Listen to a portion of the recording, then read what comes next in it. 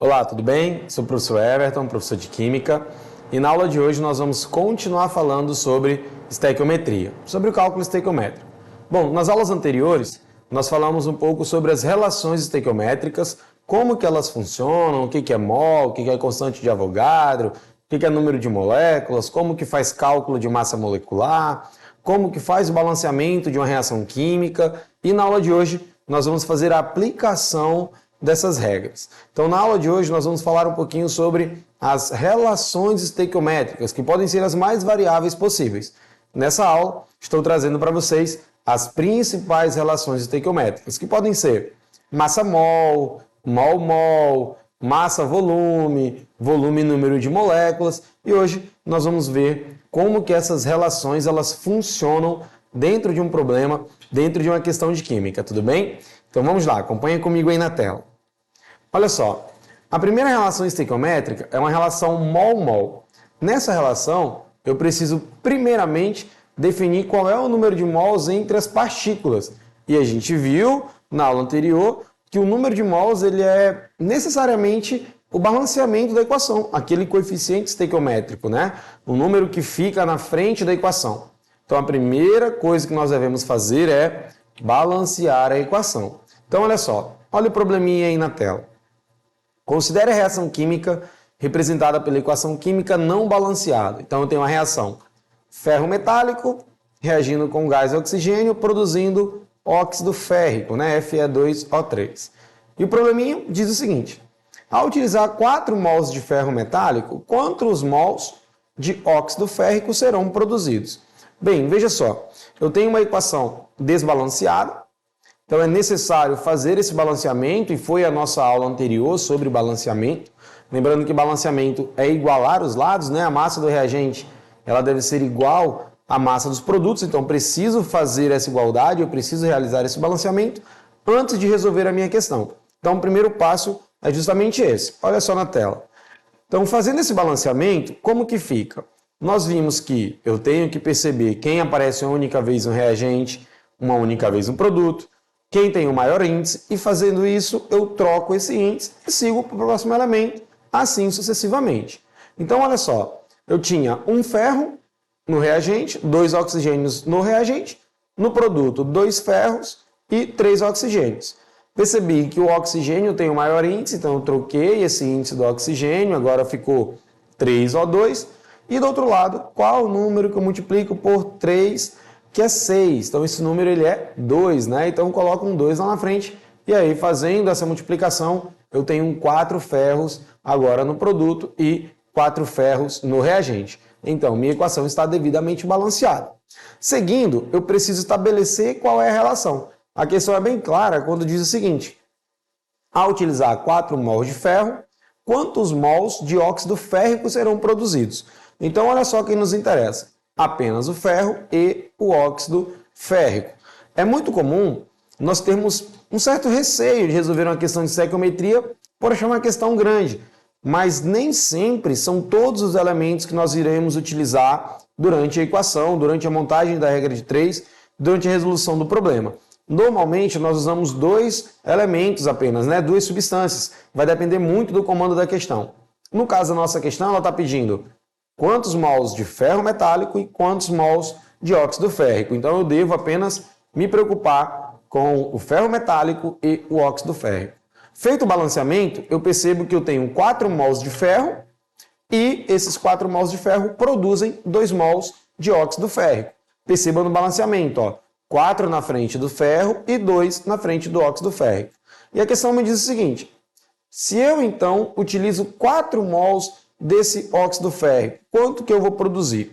Olha só, a questão então é somente fazer uma dobra, né? Então eu preciso multiplicar esse número por 2 e aí eu tenho 8 mols. Tudo bem? Então se 4 mols produzem 2 mols de óxido férrico, 8 mols produzirão X. Fazendo uma regrinha de 3, eu tenho, né, 4 vezes X igual a 8 vezes 2, então vou ter ali 8 vezes 2, 16, tá? Multiplicando passa dividindo. O nosso X ele é 4 mols de óxido férrico, tudo bem? Então essa relação estequiométrica mol-mol, na verdade, eu preciso apenas ver o número do balanceamento, o número do coeficiente estequiométrico. Tudo bem? Então vamos para a próxima relação. Na próxima relação estequiométrica, nós vamos estar utilizando o número de massa. Então acompanha comigo aí na tela, olha só. A relação mol-massa. Veja bem, todas as vezes que a questão pediram a relação estequiométrica e que essa relação envolva massa, é necessário fazer o cálculo da massa molecular. E isso nós vimos nas primeiras aulas de estequiometria, lá na aula número 1. Como que eu calculo a massa molecular de uma substância? A massa molecular de uma substância, ela é calculada somando as massas atômicas. Então, ao somar as massas atômicas, nós temos a massa molecular. Olha o probleminha aí na tela. Uma estagiária fez um procedimento em que 12 mols de gás hidrogênio, né, H2, reagiram completamente com N2 para formar amônia, NH3. Qual foi a quantidade de amônia em gramas produzido pelo estagiário? Bom, então pela leitura do problema, eu percebo que eu tenho uma relação estequiométrica de mol-massa. Então, tantos mols foram utilizados para produzirem tanta de massa. Se o meu problema fala de massa, é necessário que eu calcule a massa molecular. Porém, eu vou fazer o cálculo da massa molecular apenas da substância que me interessa, que no caso é a amônia. Olha só na tela. Então eu tenho ali a reação já devidamente balanceada, né? N2 mais 3H2, formando 2NH3, e eu tenho a massa molar da amônia. O nitrogênio vale 14, o hidrogênio vale 1. Como são 3 hidrogênios, então 3 vezes 1, essa massa vai dar 17. Mais uma vez, eu preciso me preocupar com apenas quem me interessa. Quem é que me interessa? O gás nitrogênio e a amônia. Olha só aí na tela. Eu tenho, então, a massa da amônia, que são 2 mols, então isso vai ser 2 vezes 17, que vai dar 34, e eu tenho uma relação de mol-massa. 3 mols de gás hidrogênio, que é o que está na reação, produzem exatamente 34 gramas de amônia. Essa informação eu não consigo extrair da resolução, eu consigo extrair da reação química. Então, qual é o comando da questão? Se ao usar 12 mols, quanto que eu vou produzir em gramas de amônia? Então é muito simples, mais uma vez fazendo a aplicação da regra de 3. Se 3 mols produzem 34 gramas, 12 mols irão produzir X. Fazendo uma regra de 3 simples, 3 vezes X igual a 34 vezes 12. Então 34 vezes 12 é 408. O 3 está multiplicando, passa dividindo. E aí eu tenho 136 mols de amônia. Perceba também que essa equação nós conseguimos fazer pela lei de Prost, que foi a nossa aula número 2 sobre estequiometria. O que é a lei de Prost? É a lei das proporções definidas. Então há uma proporção estequiométrica e eu posso apenas realizar essa proporção. Então olha só, quando eu saio de 3 para 12, eu estou aumentando aí 4 vezes esse número de mols. Então bastava que eu aumentasse também 4 vezes a massa da amônia. E aí eu teria, então, 136 mols ou 136 gramas de amônia como resolução. Tudo bem? Então aí eu tenho uma relação estequiométrica mol-massa. Próxima relação é massa-número de partículas. Olha o que diz o problema.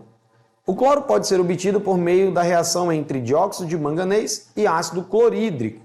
Se forem utilizados 29 gramas de manganês, quantas moléculas de cloro serão produzidas? A mesma situação. Eu tenho a equação balanceada. Essa equação ela envolve uma relação de massa. Então, se eu preciso da massa, eu preciso obrigatoriamente calcular a massa molecular. Isso é fato, é unânime, tá, pessoal? Todas as vezes que a questão falar de massa, há uma necessidade de calcular a massa molecular. Ah, Everton, professor, eu vou calcular a massa de todo mundo? Não, você vai calcular a massa daquilo que te interessa, aquilo que a questão está falando. Então a questão está falando para a gente, ó, se forem utilizados 29 gramas de dióxido de manganês. O dióxido de manganês está selecionado aí na tela, é MnO2. Então calculando a massa dele, nós vamos ter o manganês é 55, o oxigênio é 16, então são 2 oxigênios, 2 vezes 16 dá 32, com 55, 87 gramas por mol. Como é só 1 mol, né, não tem nenhum número ali na frente do óxido do manganês, essa massa realmente é 87 gramas por mol. Então, ali para o óxido de dióxido de manganês, eu tenho 1 mol e isso equivale a 87 gramas. Mas a relação é mol número de partículas. E o que nós conversamos sobre número de partículas? O número de partículas nada mais é do que a constante de Avogadro, que equivale a 6,02 vezes 10 elevado a 23. Vale lembrar que 1 mol é 6,02 vezes 10 elevado a 23. Então, quando eu olho ali para a reação, né, para o cloro, olha o que eu tenho. Eu tenho 1 mol de Cl2, também está selecionado. Então, o número de partículas de Cl2 é 6,02 vezes 10 elevado a 23 moléculas. Só que a questão quer que eu descubra quantas moléculas de Cl2 serão produzidas ao utilizar 29 gramas de óxido de manganês. Então, fazendo uma regra de 3 simples, nós vamos ter o seguinte. Se 87 gramas de dióxido de manganês produzem 6,02 vezes 10 elevado a 23 partículas de gás cloro, ao usar 29 gramas de dióxido de manganês, quanto nós produziremos, então, de moléculas de gás cloro. Então, fazendo uma regrinha de 3 simples, multiplica ali meio pelos extremos, né? Nós vamos ter 2 vezes 10 elevado a 23 moléculas de gás cloro. Tudo bem? Então, essa relação estequiométrica, pessoal, é extremamente importante para que nós consigamos resolver uma questão de estequiometria de maneira correta e eficaz, sem perda de tempo. Basta que a gente faça a leitura da questão e aí a estequiometria, né? Ela acaba se tornando um bicho-papão porque ela exige muito de interpretação textual, exige muito de matemática básica e, claro, um conhecimento também básico de química para você ter noção do que são os elementos químicos, do quais são as moléculas e como montar uma regrinha de 3. Então, tem 3 fatores extremamente importantes que constituem aí o cálculo estequiométrico. Então, vamos no próximo exemplo. Olha só. O próximo exemplo tem uma relação de massa-volume.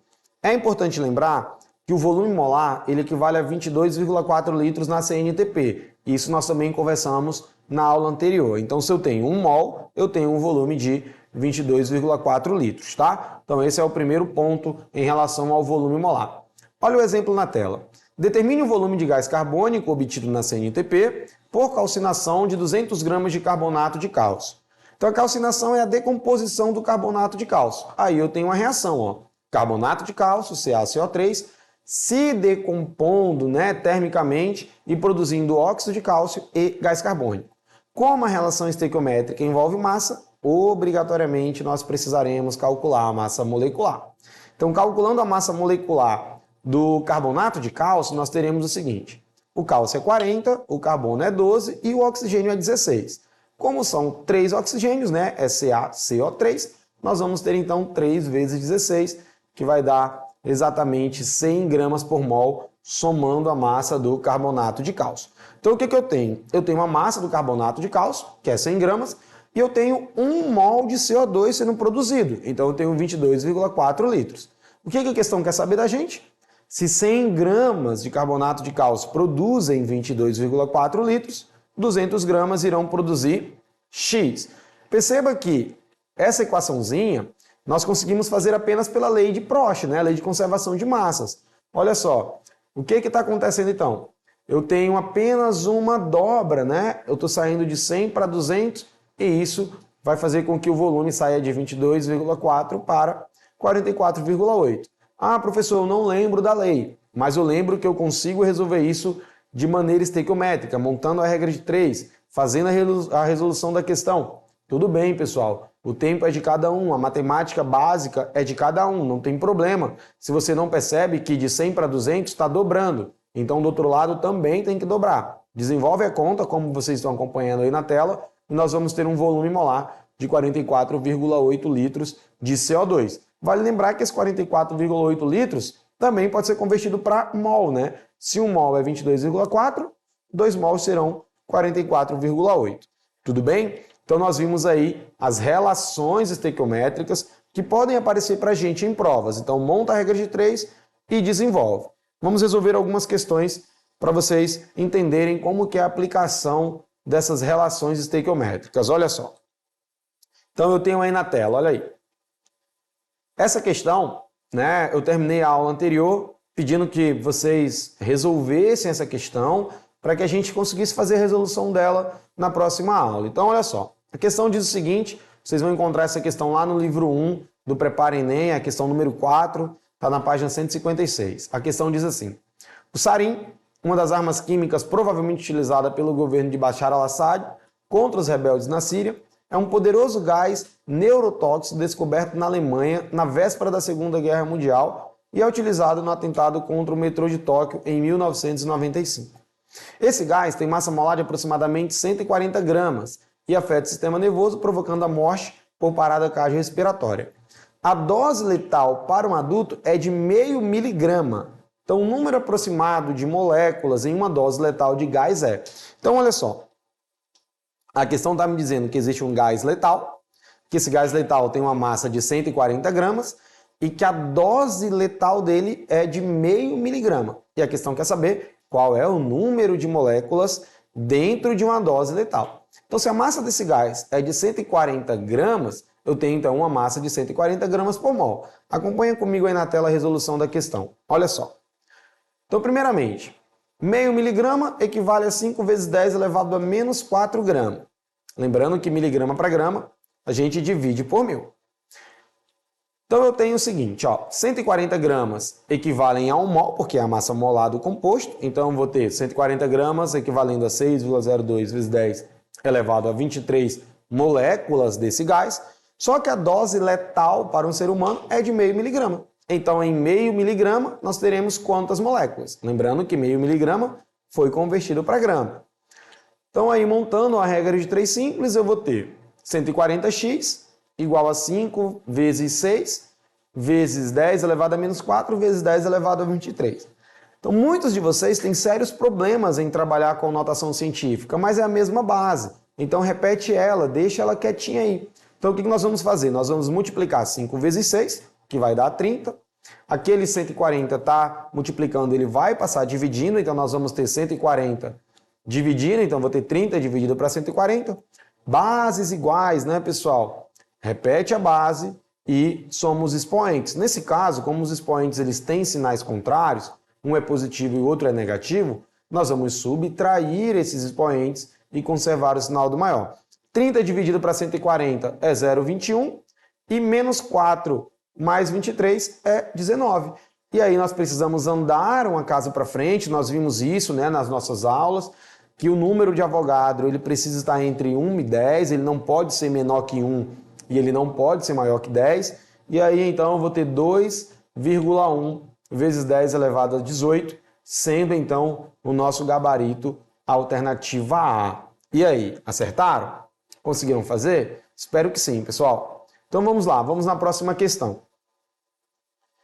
Essa questão, vocês encontram ela no livro do pré-universitário, do pré-ENEM, também no volume 1, é a questão número 3, ela está lá na página 177. A questão diz o seguinte: a quantidade de dióxido de enxofre liberada em uma fundição pode ser controlada fazendo reagir com carbonato de cálcio, conforme a reação representada a seguir. Então eu tenho carbonato de cálcio reagindo com dióxido de enxofre mais gás oxigênio, produzindo sulfato de cálcio e dióxido de carbono. Perceba que a reação está devidamente balanceada, então não devo me preocupar com o balanceamento. Vamos para o comando da questão. Supondo o rendimento de 100% dessa reação, a massa mínima de carbonato de cálcio necessária para absorver uma massa de 3,2 toneladas de dióxido de enxofre, também expressa em toneladas, é...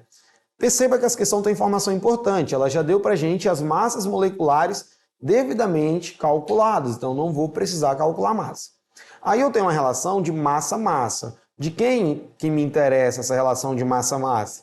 Então eu vou ter uma relação de carbonato de cálcio e dióxido de enxofre. Então eu tenho 2 mols de carbonato de cálcio reagindo com 2 mols de dióxido de enxofre. Se nós fizermos uma proporção, essa proporção ela é de 1 para 1, né? Se a gente divide por 2. Então vamos lá. Calculei a massa do carbonato e a massa do dióxido. Eu vi que a massa do carbonato é 100 gramas e a massa do dióxido é 64 gramas. Então, olha que interessante. Quando eu uso 100 gramas de carbonato de cálcio, eu produzo 64 gramas de dióxido de enxofre. Eu não precisei multiplicar por 2, porque a proporção estequiométrica é de 1 para 1. É só dividir a reação por 2, e aí eu tenho 1 mol de carbonato e 1 mol de dióxido de enxofre. O que a questão quer saber da gente? Se nós usarmos 3,2 toneladas de dióxido de enxofre, quanto que eu tenho que decompor de carbonato de cálcio? Então eu tenho 100 produzindo 64 gramas, X vai produzir 3,2 toneladas. Regrinha de 3 simples, meio pelos extremos, então eu vou ter 64x igual a 100 vezes 3,2. Aquele 64 está multiplicando, ele vai passar dividindo, então eu tenho 320 dividido para 64, logo nós teremos uma massa de 5 toneladas de carbonato de cálcio. Então, pessoal, para neutralizar 3,2 toneladas de dióxido de enxofre, é necessário consumir 5 toneladas de carbonato de cálcio. Tudo bem? E aí, gostaram? Bom, obrigado por ficarem até aqui. Para essa e outras aulas, acessem a nossa plataforma.